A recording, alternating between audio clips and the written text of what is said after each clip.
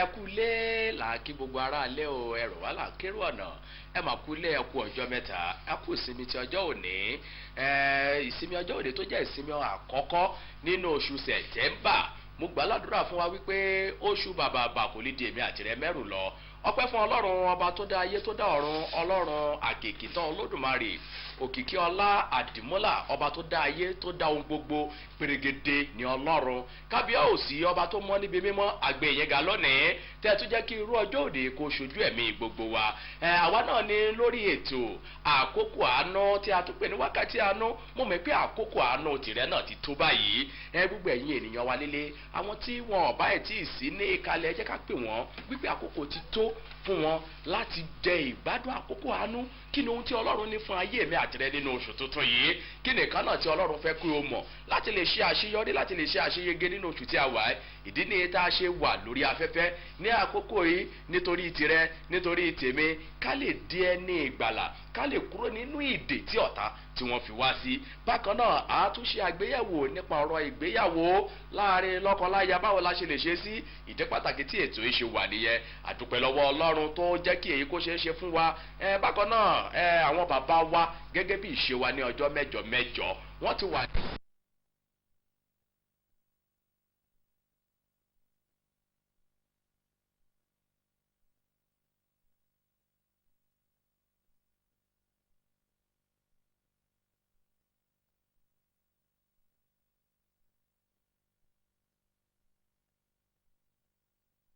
ní láti jẹ́ kí ètò yìí kó máa tẹ̀síwájú lọ́lọ́kan òjọ̀kan arábìnrin wa ẹ káàbọ̀ sí àárín wa lónìí ẹ̀yin ènìyàn mi nílé ẹ jẹ́ kí a wá gbáradì àkókò ti tó fún wa báyìí láti lọ rí àánú gbà lọ́dọ̀ ọlọ́run kí ni ọlọ́run ní fún ayé rẹ lónìí kí ló ní fún ayé tèmi kó tó di wípé a lọ sí inú ìwàásù lónìí ẹ jẹ́ ká dé òkè lọ́ọ̀nà.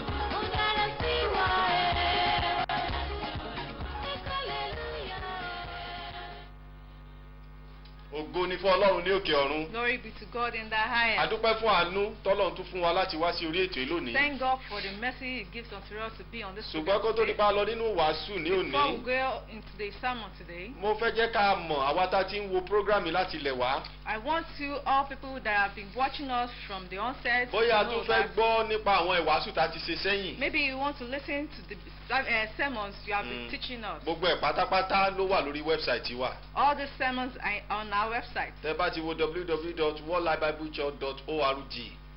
That website, if you go into it, ẹ ti rí NTA broadcast. You see NTA television broadcast. Tẹ́ bá ti click ẹ rí gbogbo program tá a ti ṣe, gbogbo ìwàásù tá a ti ṣe. When you click on it, you will see all the programs you have done. Ọlọ́run á ràn wá lọ́wọ́. Lord help us. A fẹ́ lọ nínú àkòrí ẹ̀kọ́ kan ní òní. We want to go into a topic today. Eléyìí tó sọ pé ìjẹ́ o ti di àtúnbí. Topic that says, are you born again? Ọ̀pọ̀lọpọ̀ máa ń béèrè lọ́wọ́ wa ní ọ̀pọ̀lọpọ̀ ìgbà. Some people have been asking us so many times. Pèsè bí iṣẹ́ ìránṣẹ́ ìwòsàn lọ́lọ́run gbélé yín lọ́wọ́. But the Lord has placed on you healing service. Kẹ́ gbàdúrà káwọn èèyàn rí ìtúsílẹ̀ nínú ìwòsàn àti ìtúsílẹ̀ nínú wàhálà tó ń là kọjá. Pray and people should be healed and be delivered from the. Kí ló fà á tó jẹ́ pé gbogbo ọgbà nǹkan tẹ́ máa ń tẹnu mọ́ ní ọ̀rọ̀ ìgbàlà? People have been saying, why are you laying emphasis on salvation? Tòótọ́ Ọlọ́run wo ènìyàn sàn. It is true that God is healing people. Ọlọ́run tú ènìyàn sílẹ̀. God is delivering people. Mo ti fi ojú mi rí ibi tí Ọlọ́run ti tú ọ̀pọ̀lọpọ̀ ènìyàn sílẹ̀. I have seen where God has delivered so many people. Mi ò lè gbàgbé crusade kan tá a lọ ṣe nìbàdàn ní some years ago. I cannot forget a crusade we had in Ibadan some years Ọlọ́run ago. wo àwọn èèyàn sàn débi pé ìjọ tá a fẹ́ parí prógrámù yẹn. The Lord delivered so many people on that day that they want to put an end to the program. Ìjọ Friday a fẹ́ fi ṣèṣọ́ òru. It was to be a vigil on Friday. A fẹ́ bẹ̀rẹ̀ láago mọ́kànlá. We were to start by 11 p.m. Aago mẹ́jọ làwọn èèyàn ti People kúnnú have bí been tá a fẹ́ trooping lò. in as early as 8 p.m. Torí àwọn ẹ̀rí tí wọ́n gbọ́ nígbà tí prógrámù náà. Because of the numerous testimonies from people Ní that they ìlú are Èkó, in Lagos. mo ti rí ibi tí èèyàn tí ihò wà nínú ọkàn rẹ̀. I have seen a person that has a hole in the heart, Tí àwọn dókítà ti yẹ̀ wò tán ní ihò wà nínú ọkàn rẹ̀. and doctors have confirmed there is a hole in his heart, Wọ́n sì ní ìkan tún ju kejì lọ nínú and ọkàn that rẹ̀. there is one, there is a bigger one and there is a smaller one. Bọ̀tí nígbà tí agbára Ọlọ́run rìn sí ara But rẹ̀, when the power of God moved in his life, a ní kó padà lọ sí hospital kó tún lọ test ara we rẹ̀. asked him to go back to the hospital to get tested. Bóyá tó bá máa fi di December, a ní kó wá síbí fúnra ẹ̀ kó wá fẹnu ara ẹ̀ sọ. Maybe by God's grace, by December, A ní we kó wá asked him látẹ̀kọ́ to kó wá fẹnu ara ẹ̀ come sọ from fún ẹ̀. Lagos to come and say it to people. Nígbà tó máa fi padà délé ìwòsàn, When he got back to the hospital, ìjà ṣẹlẹ̀ láàrin àwọn dókítà méjèèjì. there was fight between two Torí dókítà doctors. àkọ́kọ́ ní kò lè àpékí ló báwo ló ṣe fẹ́ ṣe é ṣe. Because there was one doctor that was saying it cannot be possible, that no, Wọ́n tún revise sí cardiologist làwọn tí machine wọn ju x-ray machine lọ. they had to refer him to another hospital. Èyàn ní kò sí nǹkan kan pé ayé ẹ̀ bó ṣe yẹ kó wà ló ṣe That wà. there was nothing wrong with him, that is So, perfect. mo ti rí ibi tí Ọlọ́run ti tú àwọn ènìyàn sílẹ̀. I've seen where God has delivered people. Mo ti rí ibi tí Ọlọ́run ti sọ àwọn tí ayé ti rò pé ó ti tán fún tọ́lọ́run ti tú wọn sílẹ̀ pátápátá. People we have seen people that maybe their relatives have said there's nothing they can do about him, but God has delivered. Ṣùgbọ́n nǹkan kan ló gbé gbogbo ẹ̀ dúró. But something is holding this thing. Èèyàn lè rí ìwòsàn tí ò bá ní ìgbàlà. Ìwòsàn yẹn fúngbà díẹ̀ ni. You can be healed if you are not saved. That healing is for a time. Ṣùgbọ́n tí èèyàn bá rí ìwòsàn tó tún ní ìgbàlà, But when you are healed and you are saved, ó wà títí ayérayé. it's forever. So làwa fi máa ń sọ̀rọ̀ nípa ìgbàlà ọkàn. That is why we are saying we are laying emphasis on salvation. Níbi tí ìgbàlà ọkàn bá ti wà, When you are saved, Ọlọ́run lágbára láti ṣiṣẹ́ ìyanu. God has power to do wonders. Praise the Lord. Hallelujah. Ó láwọn kankan tí mo fẹ́ yẹ kárí lónìí. There's one thing I want you to note today. Jésù Kristi gan oníṣẹ́ ìyanu fúnra rẹ̀. God, the great wonder. Ẹ rí pé ńgbà tó wà láyé, When he was alive, kò fi ọ̀rọ̀ ìgbàlà ṣeré. he did not toy with salvation. Àwa ló di pé ní ìsìta bá sọ pé a fẹ́ ṣètò ìwòsàn fáwọn èèyàn kò ní sí ìgbàlà kankan níbẹ̀. It is us nowadays that if you want to heal people, we will not talk about salvation. À kàn sọ̀rọ̀ nípa àwọn agbára tá a fẹ́ fi tú àwọn ènìyàn sílẹ̀, We only a talk sì gbàdúrà fún wọn, about ṣùgbọ́n kò ní sí power. bá a lead àwọn èèyàn sí ọ̀dọ̀ Jésù. We only talk about the power we are going to use to deliver people, but we are not telling people about Jesus. Ṣùgbọ́n mo fẹ́ jẹ́ ká wo kankan nínú Bíbélì lónìí. I want us to look at something in the Bible today. Ká wo àpèjúwe Jésù gẹ́gẹ́ bí oníṣẹ́ ìyanu àti oníṣẹ́ ìwòsàn eléyìí tó lágbára jùlọ. We should look at the prescription of Jesus as a wonderful God and as a deliverer. Tẹ́ bá wo ìwé Jòhánù orí kẹta, If you look at the book of John chapter 3, ẹsẹ̀ kìíní dé ẹsẹ̀ kẹta, verse 1 to 3, wọ́n sọ̀rọ̀ nípa ọkùnrin kan he talked about a man, tó pè ní Nikodémù. Nicodemus. Ṣé rí ọkùnrin yìí kì í ṣe èèyàn lásán? This man was not just a man. Bíbélì tiẹ̀ jẹ́ kó yé wa pé alẹ́ ló wá kò lè wá dúró ìdìde ìtorí èèyàn pàtàkì ní àwùjọ. The Bible tells us that he could not come during the day. He came in the night. Kí ló jẹ́ kó wá lálẹ́? Why did he come in the night? Torí àkọ́kọ́, Because first, olùkọ́ni, he's a teacher. olùkọ́ Bíbélì. He's a Bible teacher. Ẹlẹ́ẹ̀kejì, Second olórí one, àwọn èèyàn Ọlọ́run ni. he's a ruler of God's Olórí people. àwọn èèyàn Ọlọ́run kì í èèyàn lásán Ruler kọ́, of God's olórí people. ni. He was not just a man. Ṣùgbọ́n gbà tó pàdé Jésù, But when he met Jesus, ẹ jẹ́ ká wo nǹkan tí Jésù fi dá lóhùn. let's look at Ní what ẹsẹ̀ Jesus answered kẹta. him with. In the Ẹ jẹ́ ká kọ John chapter 3 verse 3 yẹn ká wo bí Jésù ṣe dá lóhùn. Lẹ́ni tó jẹ́ olùkọ́ Jésù Bíbélì dáhùn ó o. sì wí fún un pé Ẹ, lóòótọ́ lóòótọ́ ni mo wí fún ọ. lóòótọ́ ni mo mú bí fún kò ọ. ṣe pé a tú ènìyàn bí. bí kò ṣe pé a tú ènìyàn bí. òun kò lè rí ìjọba òun Ọlọ́run. kò lè rí ìjọba Ọlọ́run. Ọlọ́run yóò ràn wá lọ́wọ́. Amen. ìjẹ́ kò wá yà wá lẹ́nu. Are we not surprised? ẹni tó pè lólùkọ́ bíbélì. Who is a scholar in the Bible? olórí àwọn èèyàn Ọlọ́run. Is a ruler of God's people. nínú sínágọ́gì ó ti láyé ibi tó ń jókòó He sí. has his place in the synagogue. ṣùgbọ́n gbà tí Jésù bá pàdé. But when he met Jesus, Jésù rí pé kankan ni ò ní. Jesus discovered he does not have one thing. kò ní ìgbàlà. He was not saved. Jésù sì sọ fún. And Jesus ó told ní him lóòótọ́ ni mo sọ fún ọ. that truly, very rarely, I ó say ní unto tí you, ènìyàn ò bá di àtúnbí. if you are not born kò again, lè wọ ìjọba you Ọlọ́run. cannot enter into the kingdom of so God. ẹlòmíín wò wá báyìí pé nígbà sọ pé ìjẹ́ ìwọ ti di àtúnbí. The people may be saying, when you are asking us, are we saved? èmi tó jẹ́ pé mi ni mò ń wàásù nínú ìjọ wa náà ń béèrè pé sẹ́mi ti di àtúnbí You yẹn. are asking me that I'm a preacher in my church. Why sẹ́mi you tó are jẹ́ asking pé me? èmi ló lórí àwọn èèyàn nínú ìjọ wa ẹ tún béèrè lọ́wọ́ mi pé ṣé mo ti di àtúnbí. You are asking me, the leader of people in my church. èmi tó jẹ́ pé mi ló lórí afàdúrà jagun nínú ìjọ wa ẹ tún béèrè pé ṣé mo ti di àtúnbí. You are asking me, a leader or a prayer warrior leader. sórí Am I gbogbo saved? ipò tá a lè sọ pé a jẹ́ àbí nǹkan tá a dá nínú ìjọ tá a jẹ́ nínú ìjọ. Whatever position you may be in the church, tí wo ò tó Nikodémù o.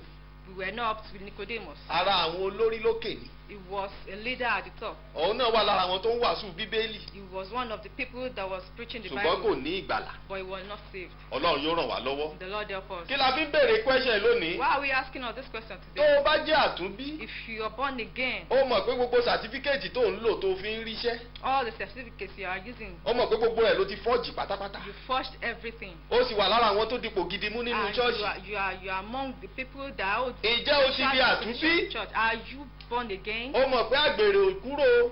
You are still fornicating, ṣùgbọ́n wọn náà ló ń wàásù inú ìjọ. and you still go about preaching ìwọ in ni church. Sunday school teacher. You are the Sunday school ó la fi ń teacher. béèrè lọ́wọ́ rẹ lónìí pé sọ o ti di àtúnbí. That's why we are asking you today, are you born again? ṣé gbèsè tiẹ̀ ayé tiẹ̀ náà dàbí ti Nikodémù báyìí. Is your life not like that of onípò Nicodemus? ńlá nínú ìjọ ni. A very big Olórí person in ìjọ the ni. church. He's a leader in òun the náà lè church. wàásù dáadáa. Can preach very ṣùgbọ́n well. Jésù ní tí ò bá di àtúnbí. But Jesus said if he's not born kí again, là ń pè ní àtúnbí? what are we saying about this born nígbà again? tó o bá ti gba Jésù When you have accepted Jesus, àwọn nǹkan àtijọ́ yóò ré kọjá. all things will be passed away. àwọn ìwà tó wà lára rẹ kó o tó gba All Jésù your character before you accepted gbogbo ẹ̀ náà ló Jesus, sì wà báyìí they are still in your o. life. o ti nílò àti di You àtúnbí. need to be born again. tó bá di ọ̀sẹ̀ tó ń bọ̀ When by God's grace next a ó week, tún tẹ̀síwájú. we shall continue. Ọlọ́run yóò ràn wá The lọ́wọ́. Lord help us.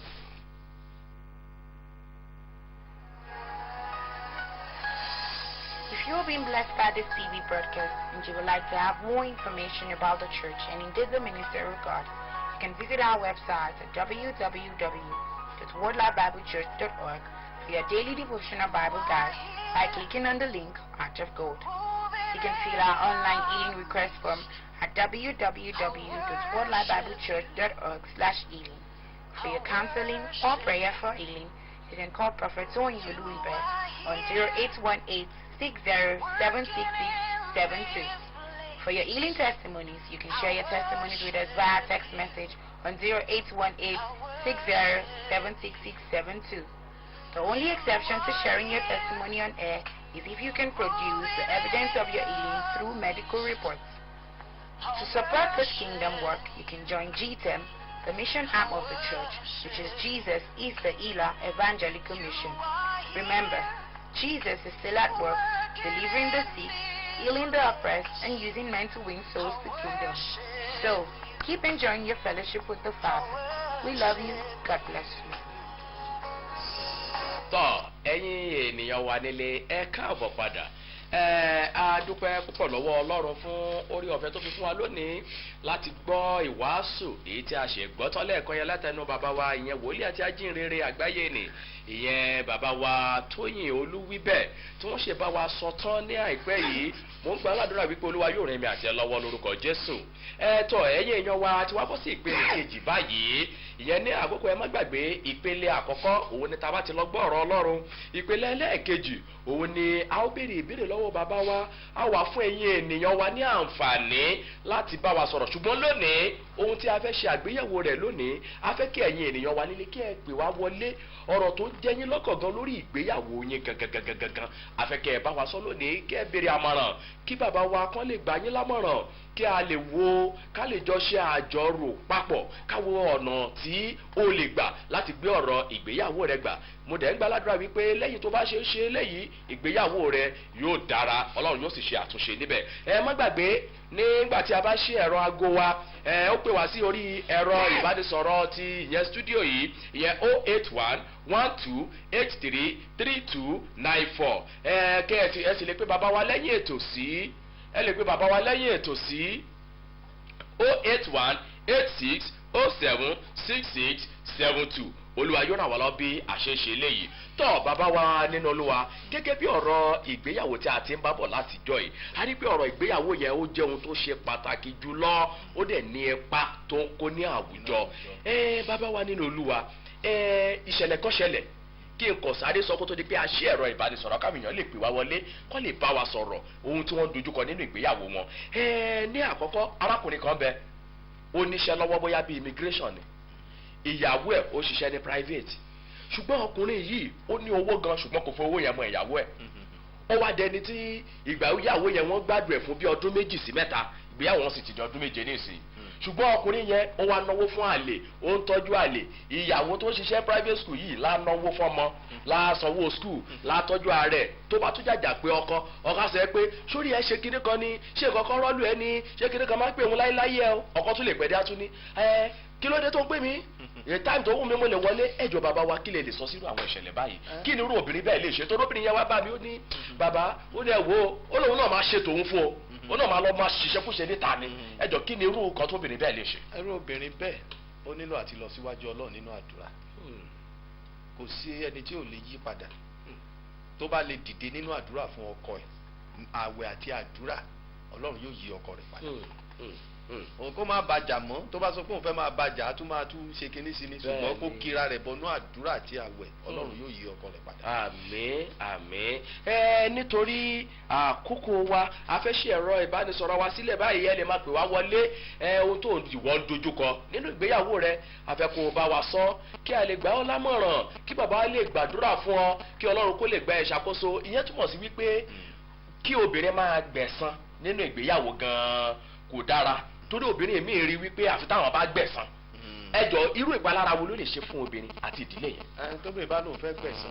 ìdílé yẹn máa túkà torí ọkọ ń ṣe tiẹ̀ ìyàwó náà fẹ́ ṣe tiẹ̀ èṣù náà wọlé èṣù àwàdà gbogbo ẹ̀rú torí èṣù náà ló bẹ̀rẹ̀ láti ilẹ̀ wa nǹkan tí èṣù náà fẹ́ náà ní kí ìyàwó sọ pé òun fẹ́ gbẹ̀san kí gbogbo rẹ̀ lè dàgbà. kó wá fọyán gbáyángbá ṣé irú nǹkan bí eléyìí ṣó lè nípa nínú ayé àwọn ọmọ.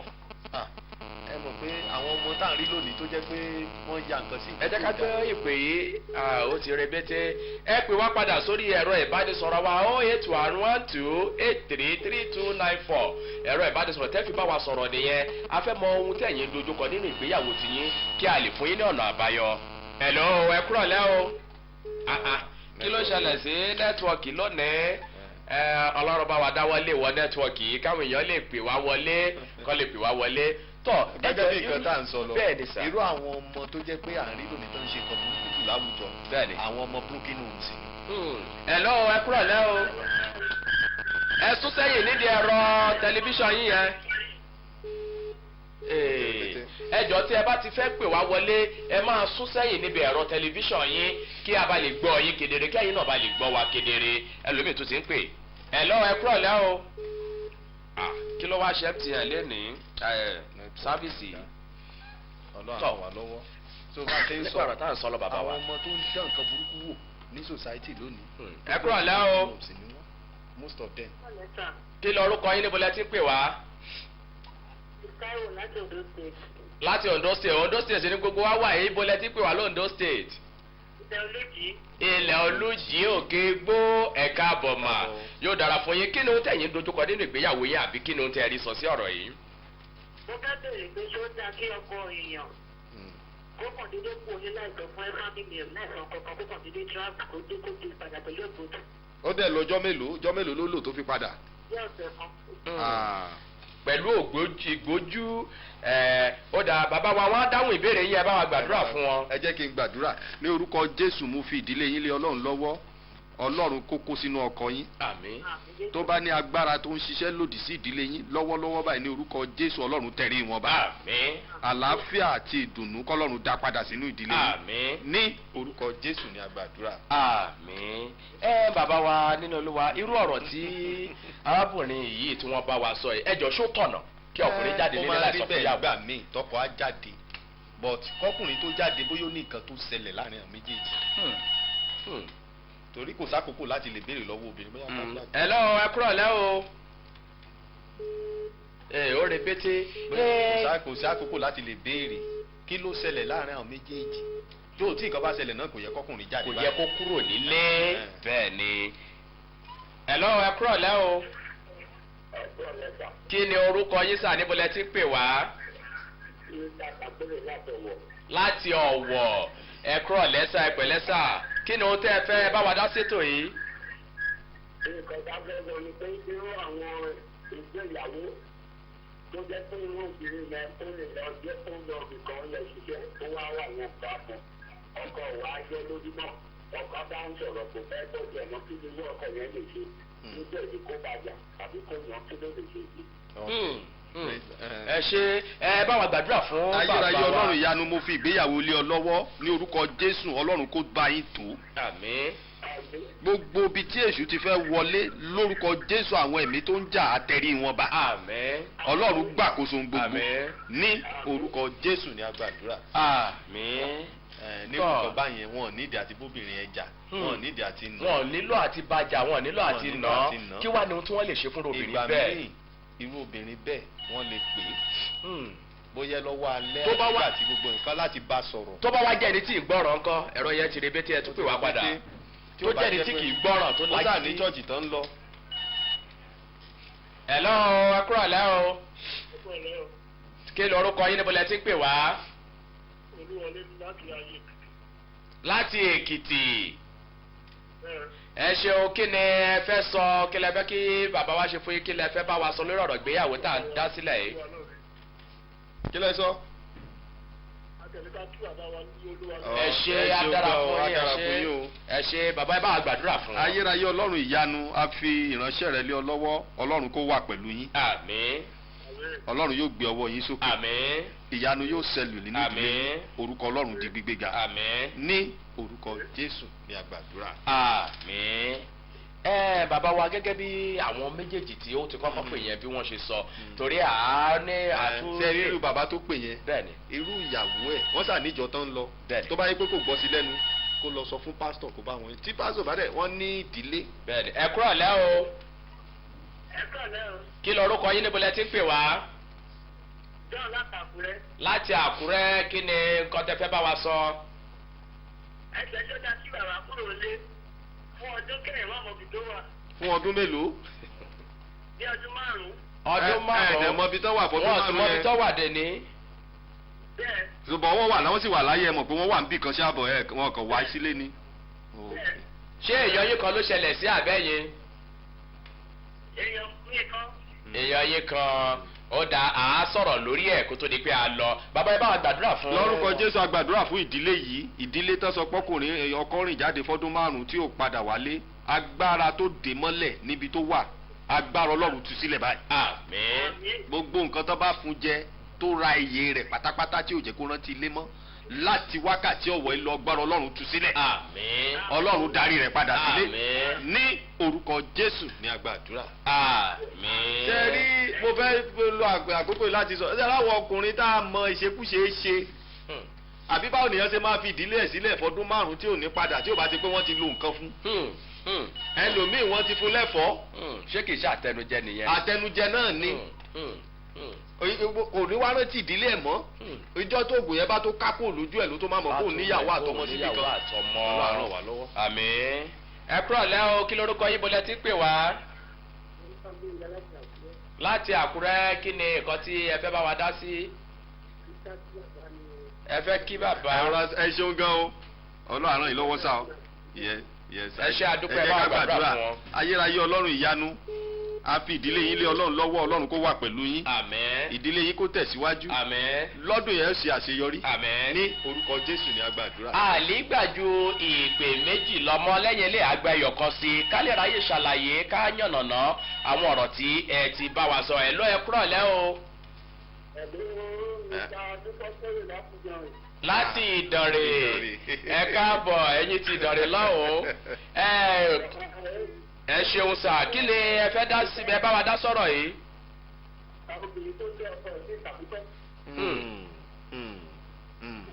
òun náà la fi sọ pé ó ní nǹkan tó ti ṣẹlẹ̀ láàrin àwọn méjèèjì nígbà míì.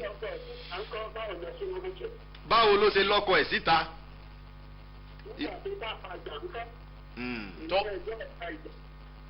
sọ inú wa bí ọkọ yẹn ló wá kúkú fìbínú kó jáde. ọkùnrin bẹ̀ jẹ́ ẹni tó jẹ́ kìí padà wá sí ilé kọ́ńtàkì. obìnrin bẹ̀ jẹ́ pé òun fẹ́ jù. ṣèlú kọ́ńtàkì ló lọ fẹ́ lò ní ìdáńgọ́. òótọ́ ọ̀rọ̀ lẹ́sọ ẹ ṣeun sà. ẹ ṣeun gbọ́ sà. àwọn obìnrin kan wà ákẹ́rì ìdùn obìnrin. bẹ́ẹ̀ náà láyé lọ́kùnrin. lọ́kùnrin bákan méjì. tọ ẹ ṣe púpọ̀ ẹ ṣe àdúpẹ́ sà. ẹ bá wa gbàdúrà fún wọn ti rè bẹ́tẹ̀ àgbàdúrà ní àpapọ̀. Nítorí pé àkókò wa ti lọ, ẹ jẹ́ ká gbé ẹyọ kan àkókò ti lọ. Wọ́n ti ń signal sí wa lókè lọ. Ẹ̀ ló ẹ kúrọ̀ lẹ́ o. Ẹ̀ ló ẹ kúrọ̀ lẹ́.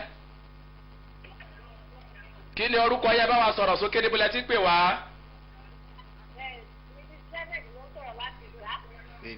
láti ìlà ọ̀rọ̀gún náà ẹ ṣe ẹ bá wa ok kí lẹ fẹ́ bá wa sọ. à ń gbọ́ yín.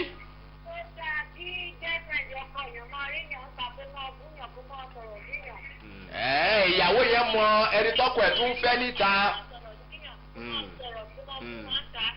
ó burú jáì. ẹ jẹ́ ká gbàdúrà. ẹ mọ nǹkan tó ṣẹlẹ̀ ní orúkọ Jésù, gbogbo nǹkan tí èṣù fẹ́ ṣe nínú ìdílé yìí àdádúró lọ́wọ́lọ́wọ́ báyìí. àmín. ní orúkọ Jésù, agbára Ọlọ́run dá ìdílé padà sípò. àmín. ìyanu ṣẹlẹ̀. àmín. orúkọ Ọlọ́run di gbígbé. àmín. ní orúkọ Jésù. àmín. tọ́ nítorí pé àkókò wa ti lọ kò sáré lé àkókò wa ti lọ pátápátá ní ìpele tí a dé yìí àlè lè gba ìpè kankan mọ́. ẹ má gbàgbé ọjọ́ mẹ́jọ là ń ṣe ètò yìí ló ń wáyé nítorí tèmi àti rẹ. bàbá wa kí wàá nìkan tí àwọn tí ìṣẹ̀lẹ̀ wọ̀nyí tí wọ́n lè ṣe lóní ṣókí kí nìkan tí wọ́n lè ṣe. àkọ́kọ́ kọ́kọ́ súnmọ́ lọ́wọ́ tọ́rọ̀ ìdílé bá ti di kó ti fẹ́ mẹ́hẹ̀ kíyàn padà sọ́dọ̀ Ọlọ́run. tí wọ́n bá lè padà sọ́dọ̀ Ọlọ́run kán lọ nínú àdúrà tó bá pọ́sibú kankan fi àwẹ̀ sí. mo mọ̀ pé kò sí nǹkan tí Ọlọ́run ò lè ṣe. bẹ́ẹ̀ni. so gbélé pé ká máa sọ pé a fẹ́ bọ́kọ jà bá fẹ́ báyàwó jà gbogbo yẹn kò lè lídìí sí nǹkan kan. ẹ jẹ́ ká padà sọ́dọ̀ Ọlọ́run ká lọ sínú àdúrà, Ọlọ́run yóò sì ṣe àtúnṣe nínú. ìyẹn túmọ̀ sí pé àdúrà nìkan ló lè ṣe. ẹ bá wa gbàdúrà fáwọn ènìyàn wa líle kó tó. ayérayé Ọlọ́run ìyanu, a dúpẹ́ fún àánú tá a rí gbà lónìí ní orúkọ Jésù. a fi gbogbo àwọn tí ìgbéyàwó wọn tó ní wàhálà lọ́wọ́lọ́wọ́ bá a fi lé ọ lọ́wọ́, bóyá ọkùnrin àbóbìnrin, ní orúkọ Jésù agbára Ọlọ́run kó tu àwọn ìdílé. àmín Jésù. tá a bá rí agbára tó fi àwọn èèyàn sínú ìgbèkùn pé kí ìdílé wọn kó má ní ìrọ̀rùn, ní orúkọ Jésù agbára Ọlọ́run tú ibẹ̀ sí lọ́wọ́lọ́wọ́. àmín. mo wá gbàdúrà gbogbo agbára ògùn tó ń ṣiṣẹ́ nínú ìdílé kọ̀ọ̀kan, agbára Ọlọ́run bàjẹ́ ní wákàtí ọ̀wẹ́. àmín Jésù. gbogbo àwọn tó wà nínú ipò àìsàn, ní orúkọ Jésù tán ní ìgbàgbọ́, ẹ gbọ́wọ́ lílébi tó bá ń dùn yín, tán ní ìgbàgbọ́ Ọlọ́run lè tú wọn sílẹ̀, agbára Ọlọ́run kó kọjá sí ara wọn. àmín. agbára Ọlọ́run tú yín sílẹ̀. àmín. orúkọ Ọlọ́run di gbígbéga. àmín. ní orúkọ Jésù ní agbàdúrà. àmín. àmín lórúkọ Jésù. ó dùn òṣèlú báyìí náà rẹ̀ a ti fẹ́ máa lọ báyìí, ó tún di ní ọjọ́ mẹ́jọ láṣẹ Èdùmàrè. èmi ọmọ yín náà ni ìránṣẹ́ Ọlọ́run alààyè Sólómọ́nì Ránṣèwé ni ó kí yín pé ó tún dìgbà kan náà, ire o.